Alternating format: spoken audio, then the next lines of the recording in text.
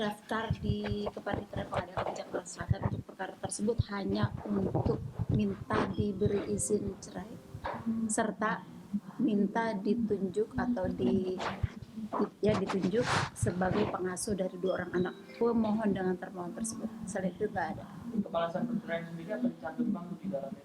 Pemohon mengajukan alasan yang diajukan oleh pemohon tersebut, tentu ada alasannya, karena alasan itu merupakan dalil atau alasan yang mesti diajukan. Kalau tidak ada alasan yang diajukan, maka perkaranya kan menjadi kurang lengkap. Jadi untuk melengkapi, jadi pemohon mengajukan permohonan tersebut disertai dengan data-data pribadi, data-data pasangannya, serta data-data anaknya, serta alasannya.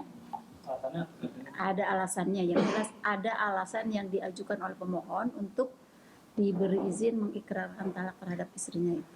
Atau ada yang jelas ada alasannya. Nah, gitu. Ada posita atau dalil atau alasan. Ada petitum yang diminta atau inti persoalannya apa yang diminta. Jadi posita dengan petitum itu nyambung.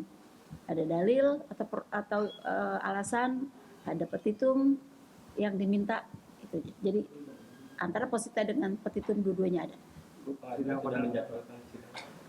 Untuk agenda sidang perdana nanti dijadwalkan, ya sudah terjadwal karena sudah ditetapkan penetapan hari sidang, penetapan majelis hakim nanti di tanggal 23 Oktober 2024. Itu agenda sidang perdananya. Ya nanti di tanggal 23 itu kita lihat. Sekarang kan baru tanggal 8 Oktober. Baru daftar hari ini jam tadi pagi. Agak siang dikit. Apa yang dilakukan sama pengadilan untuk sidang perdana buat mereka? Untuk sidang perdana, pertama karena sudah ada penetapan hari sidang, penetapan majelis hakim, maka diperintahkan kepada petugas untuk memanggil kedua belah pihak dan kuasa hukumnya untuk hadir di persidangan di tanggal 23 Oktober tersebut. Agendanya perdamaian. Iya, perdamaian, yang jelas perdamaian, para pihak diperintahkan untuk hadir di hari dan tanggal sidang tersebut untuk upaya perdamaian. Kalau dua-duanya hadir, baik pemohon prinsipal serta termohon prinsipal, maka nanti digiring atau diperintahkan untuk melaksanakan mediasi. Mediasi di Pengadilan Agama sudah disediakan mediatornya. Alamat tergugat masih alamat yang sama atau berbeda? Sebentar. Dari data yang kami dapati beda alamat. Berbeda. Yang jelas itu beda alamat, kami tidak menggali sampai ke dalam. Beda alamat pemohon dengan alamat termohon itu berbeda, gitu ya. Ini kan kedua anaknya masih kecil ya, memungkinkan untuk Mbak Yu sendiri mendapat apa sih, Bu? Kita lihat nanti di pembuktian, karena perkara ini kan baru daftar.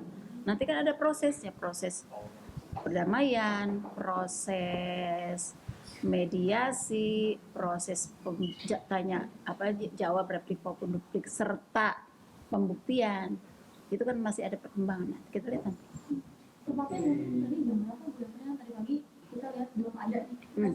Update terbaru sudah ada. Ya kan itu apa sih namanya, pendaftaran kan berseliweran kan ya, saling menunggu secara elektronik. Mana kita tidak lihat bahwa jamnya jam berapa, yang jelas baru ketika mau zuhur itu terlihat ada. Yang mendaftarkan itu adalah Muhammad Ibrahim, mengajukan permohonan untuk diberi izin mengikrarkan talak terhadap istrinya yang bernama Paula.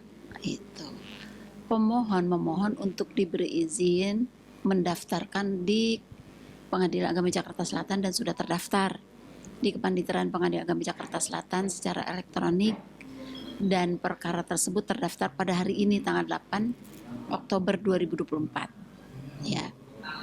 Pemohon melalui kuasa hukumnya mendaftarkan perkara tersebut.